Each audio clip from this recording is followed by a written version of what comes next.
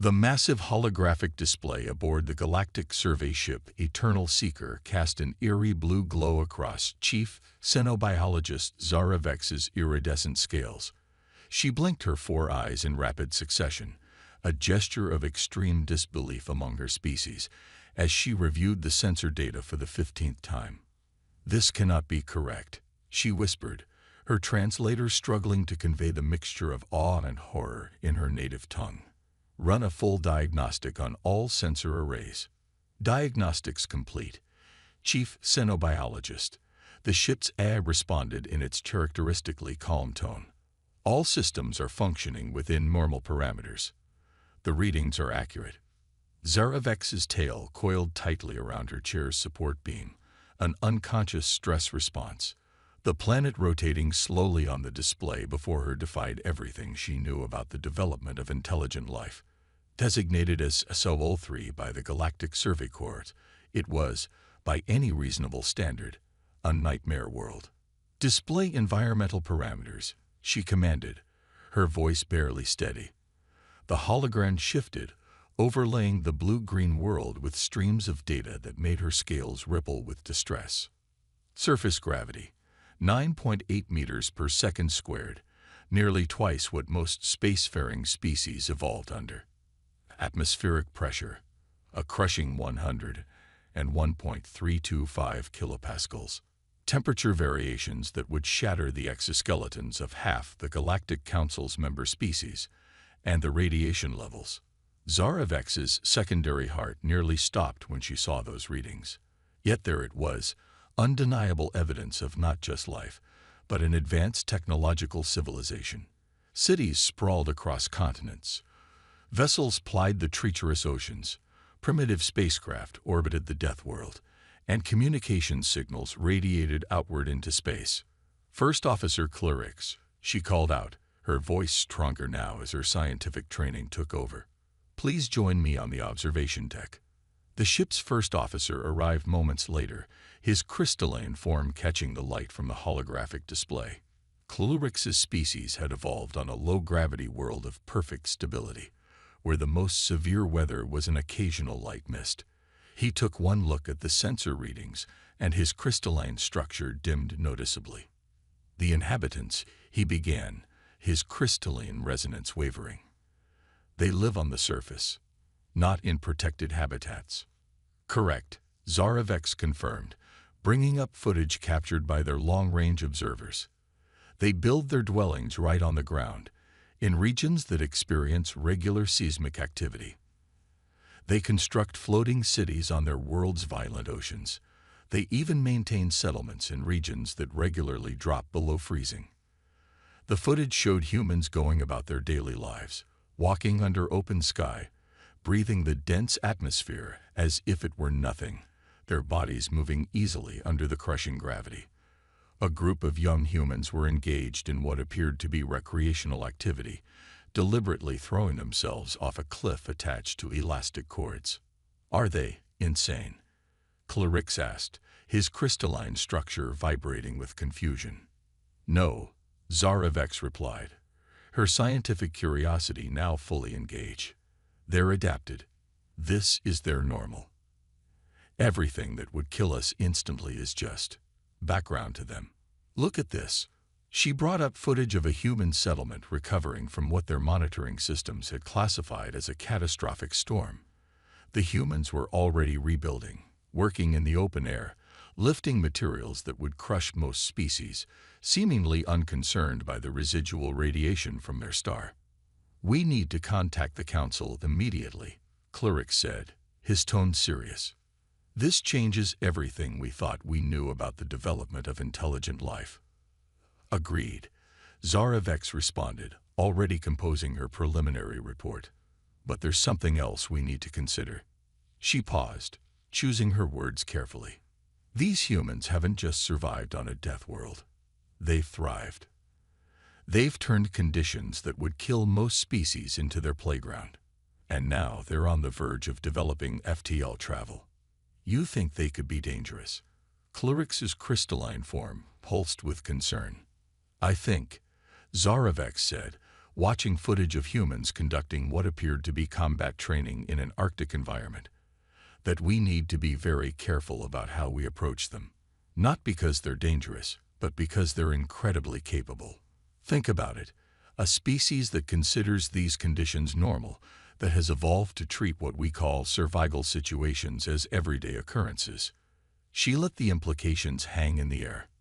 The footage showed more humans, now scaling a sheer cliff face in what appeared to be a recreational activity, their bodies moving with casual confidence under conditions that would spell instant death for most species. "Prepare a priority transmission to the Council," she ordered, her scientific excitement barely contained. Classification: urgent. Subject: discovery of intelligent life on Class 13 Deathworld. And Clorix: yes, Chief Xenobiologist. Request permission to establish first contact. I believe we've just discovered something extraordinary, a species that doesn't just survive the impossible. They make it look easy. As the Eternal Seeker maintained its observation position, Zaravex continued to watch the humans going about their lives on their deadly world. She couldn't help but wonder how the galaxy would change once these remarkable Deathworlders joined the galactic community. One thing was certain: nothing would ever be quite the same again. The United Earth Defense Force headquarters buzzed with controlled chaos as news of the alien vessel's approach spread through its corridors.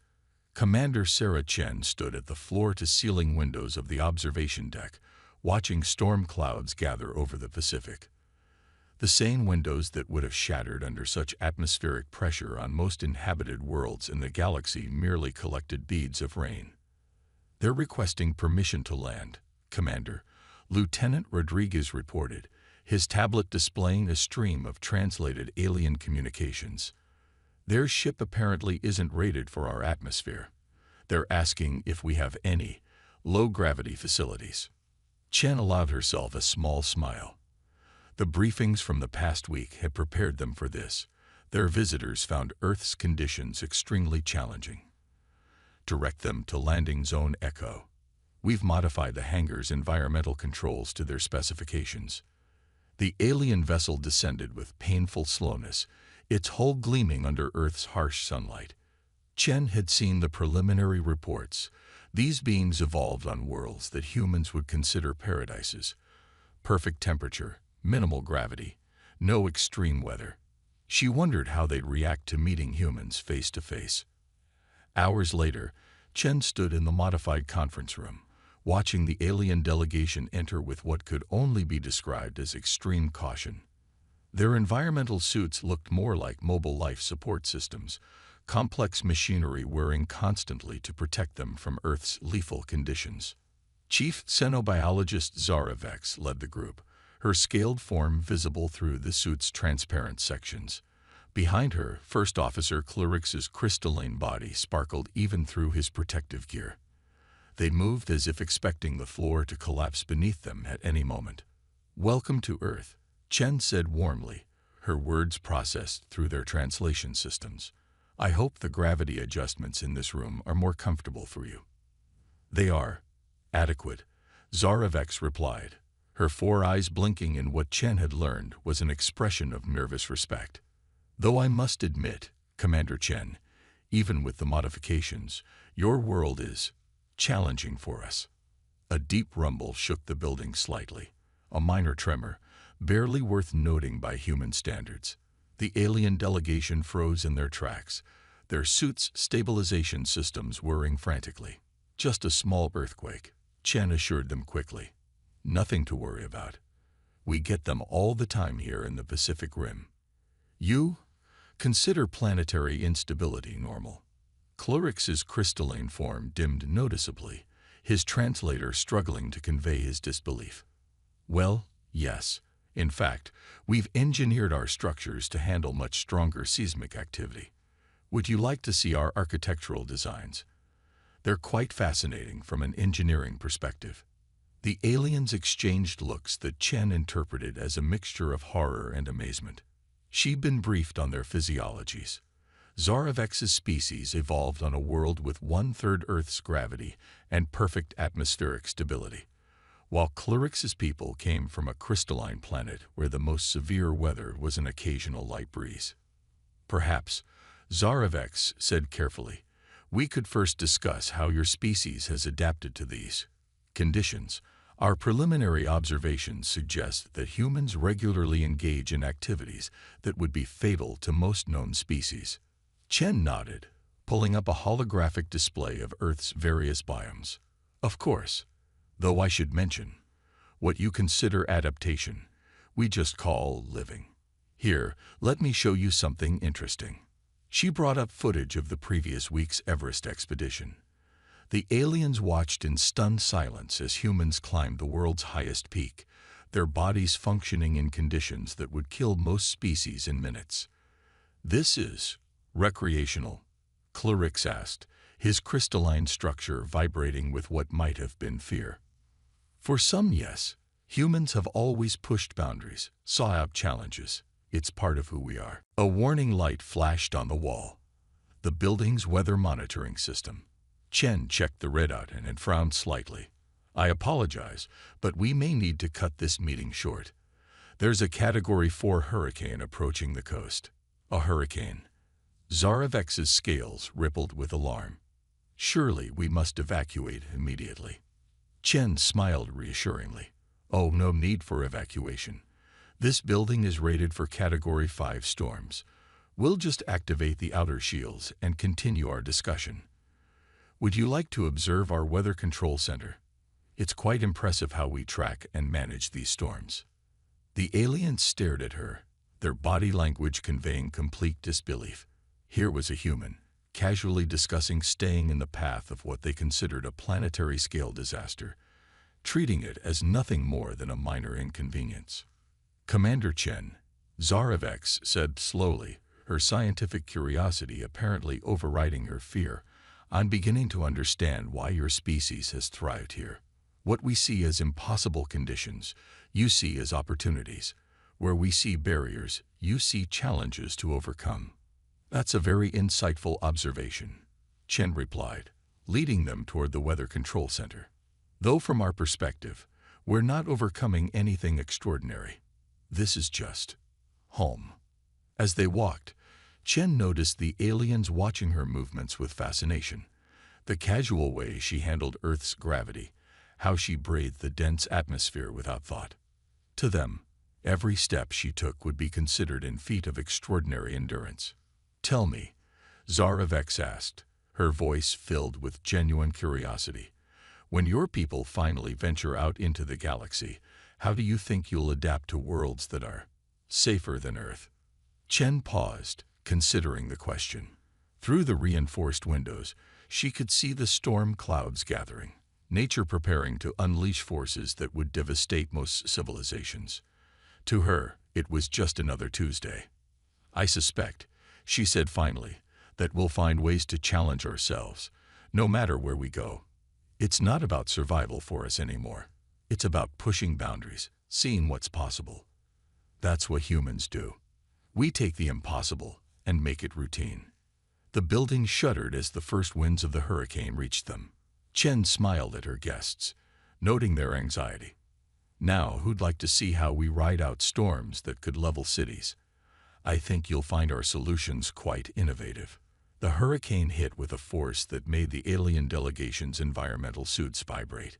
Inside the UEDF's Weather Control Center, Commander Chen watched her guests' reactions with careful attention as the massive windows showed the storm's fury in terrifying clarity. Current wind speeds at 145 miles per hour, Lieutenant Rodriguez reported, his fingers dancing across the holographic controls. Storm surge approaching 15 feet. All coastal defense systems functioning at optimal levels. Zarevex pressed closer to the reinforced windows, her four eyes wide with a mixture of terror and fascination. Outside, trees bent nearly horizontal in the wind, and rain fell in sheets so thick they looked solid. To most species in the galaxy, this level of atmospheric violence would signal an extinction-level event. Your structures, she said, her translator struggling with her rapid speech, they can withstand this level of force. The building's rated for much worse, Chen replied, checking another set of readings. Though we might want to step back from the windows.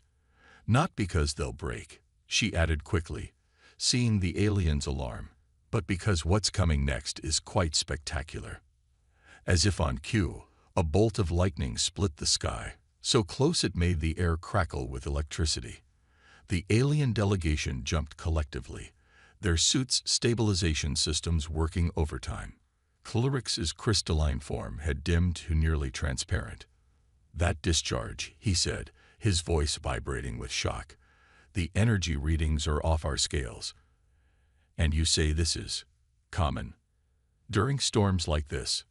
Absolutely. In fact, Chen was interrupted by an urgent alert from her command talent. Her expression shifted from casual confidence to focused intensity in an instant. Rodriguez, what's the status of Coastal Defense Section 7? Not good, Commander. The surge is higher than predicted. We're looking at potential breaches in the seawall. Local population is already moving to higher ground, but we've got people who couldn't evacuate in time. Chen finished, already moving toward the command station. She turned to their alien guests.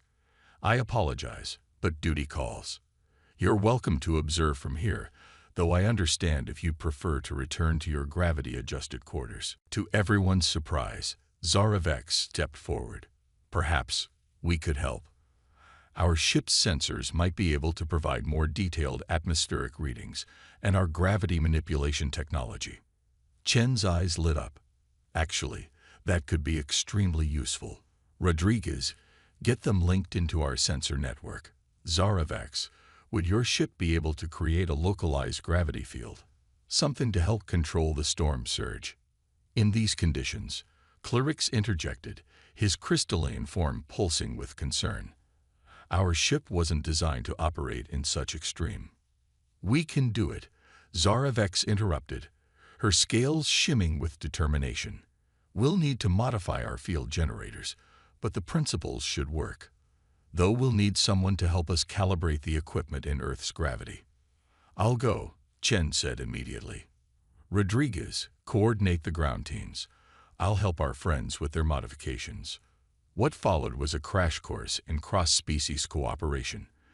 In the alien ship's adjusted environment, Chen found herself floating easily in the reduced gravity while helping them reconfigure their technology. The aliens watched in amazement as she casually handled tools that would have required mechanical assistance on their worlds. Your natural strength, Zaravex observed as Chen single-handedly moved a gravity field generator. It's remarkable. On our world, this equipment requires a team of 4 and mechanical assistants. And your technology is incredible, Chen replied, securing the generator. We've been trying to develop gravity manipulation for decades, though I guess when you evolve in low gravity, you have to master it pretty quickly. A massive thunderclap shook the ship, making the aliens flinch. Chen checked her tablet. Storms intensifying. How close are we? Field generators at 92% alignment, Clorix reported, his crystalline form glowing brighter with focused energy. But Commander, once we activate this, the ship will be fully exposed to your world's conditions. Our shields will be diverted to the gravity field.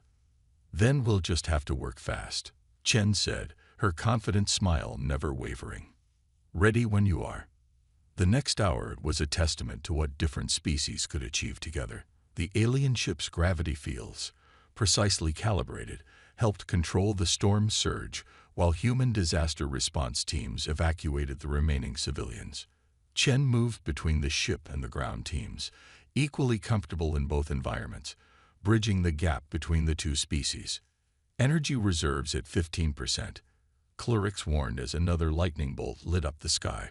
We cannot maintain the field much longer. Just a few more minutes, Chen replied, watching the last evacuation vehicles move to safety. Your technology and our experience with these storms, we make a pretty good team. Zaravex's scales rippled in what Chen had learned was agreement. We protect your people with our technology, while you show us how to operate in conditions we thought impossible. Perhaps this is what the galaxy has been missing. the combination of different evolutionary advantages. The storm continued to rage, but its threat had been neutralized by the unprecedented cooperation between the species. As Chen helped the aliens power down their gravity fields, she couldn't help but smile at the irony. These beings, who had initially seen Earth as a death world, had just helped protect it, while learning that what they saw as fatal conditions could become manageable with the right perspective and cooperation.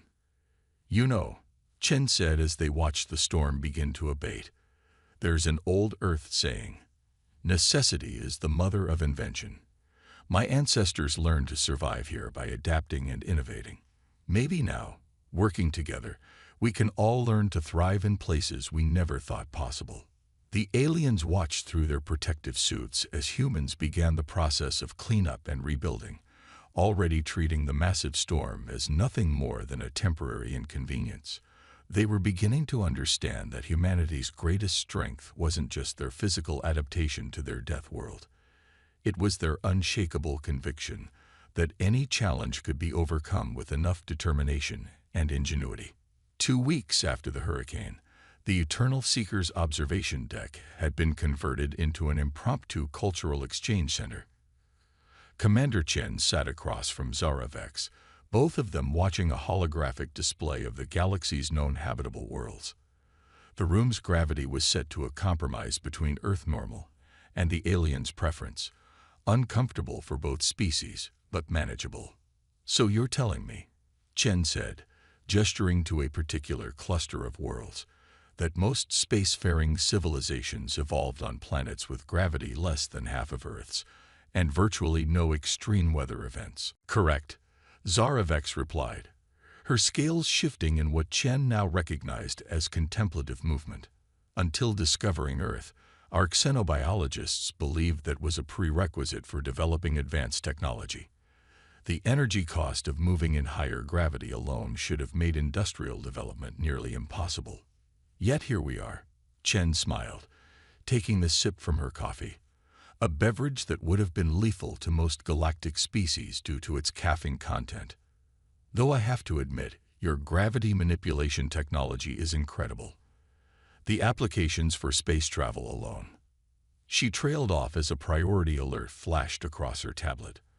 At the same moment, the alien ship's sensors began emitting a series of urgent tones. Clarix rushed onto the observation deck, his crystalline form pulsing with agitation. "Chief Xenobiologist, we're detecting a massive gravitational anomaly approaching the solar system," he reported, bringing up a new holographic display. "It appears to be some kind of spatial distortion, unlike anything in our records." Chen leaned forward, studying the readings. "Our deep space monitoring stations are picking it up too. Whatever it is, it's big. And it's heading straight for Earth." The hologram showed a swirling vortex of space-time, warping the very fabric of reality around it. According to the readings, it was moving at speeds that should have been impossible, defying known physics. "This is unprecedented," Zaravex said, her scientific curiosity overtaking her concern. "The gravitational forces involved, they would tear apart any natural object. Yet it's maintaining cohesion. How long until it reaches Earth?" Chen asked, already sending alerts to UEDF command. "At current velocity, approximately 72 hours, Clarix responded. "But our models suggest it will begin affecting Earth's gravitational field much sooner. The consequences could be catastrophic." Chen's tablet lit up with incoming reports. Already, sensitive instruments around the world were detecting minute changes in local gravity. "We're seeing effects now. Slight variations, but they're growing stronger. Your world's already significant gravity, combined with these distortions." Zaravex's scales had darkened with worry. "The tectonic stress alone could trigger global earthquakes, and if it disrupts your planetary magnetic field, then we've got about 3 days to figure out how to stop it," Chen said with characteristic human determination. "Your people understand gravity manipulation better than anyone in the galaxy. We know how to survive and operate in extreme conditions. Together, maybe we can find a solution." The next few hours were a flurry of activity. The Eternal Seeker's crew worked to modify their gravity field generators to a scale never before attempted, while human scientists and engineers contributed their experience with operating technology under extreme conditions. The main problem, Clerics explained during an emergency briefing, is that our gravity manipulation technology was never designed to work at these scales. The power requirements alone. What if we didn't try to counter the anomaly directly? Chen suggested, studying the latest simulations. On Earth, we often work with natural forces rather than against them. During the hurricane, we didn't stop the storm. We redirected its energy. Zaravex's scales brightened with sudden understanding. Like a gravitational aikido. Instead of opposing the anomaly's force, we could guide it, Chen finished. Your gravity technology, combined with the natural gravitational wells of the solar system. It could work. Clerics's crystalline form brightened, but the calculations would have to be perfect. The slightest error could tear Earth apart. Then we better not make any errors, Chen said, pulling up Earth's global defense network. We've got the entire planet's computing power at our disposal, and your ship's quantum processors. Time to put them to work. As they began their preparations, Chen couldn't help but notice how smoothly the two species now worked together. The aliens still needed their environmental suits to handle Earth conditions, but they no longer flinched at every tremor or storm. Meanwhile, human engineers had quickly adapted to working with the aliens' gravity-manipulated environments, their natural strength and endurance proving invaluable in modifying the alien technology. You know, Zaravex said as they watched humans and aliens working side by side, when we first discovered Earth, we thought we'd found an impossible world. Now I'm beginning to think we found exactly what the galaxy needed, a species that doesn't believe in impossible. Chen nodded, reviewing the latest calculations for their desperate plan. Let's hope that comes in handy, because we're about to attempt something that both our species would have considered impossible just a few weeks ago. Above them, the gravitational anomaly continued its approach, invisible to the naked eye, but growing stronger with each passing hour. The greatest test of human-alien cooperation was about to begin, and failure would mean the end of the world that most species called a death trap, but humanity simply called home. The gravitational anomaly loomed at the edge of the solar system, its invisible presence now detectable even by civilian instruments.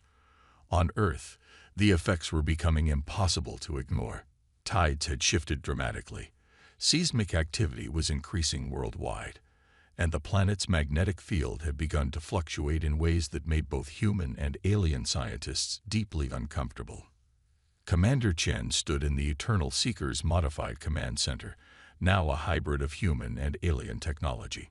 The ship hung in high Earth orbit, surrounded by a hastily assembled fleet of human spacecraft and additional alien vessels that had arrived in response to the crisis. Final gravity generator calibrations complete, Clerics reported, his crystalline form glowing with focused energy. Though I must note, we're pushing the technology far beyond its designed parameters. Story of human history, Chen replied, checking the synchronized data feeds from Earth's defense grid. Nothing's ever operated within design parameters when we really need it.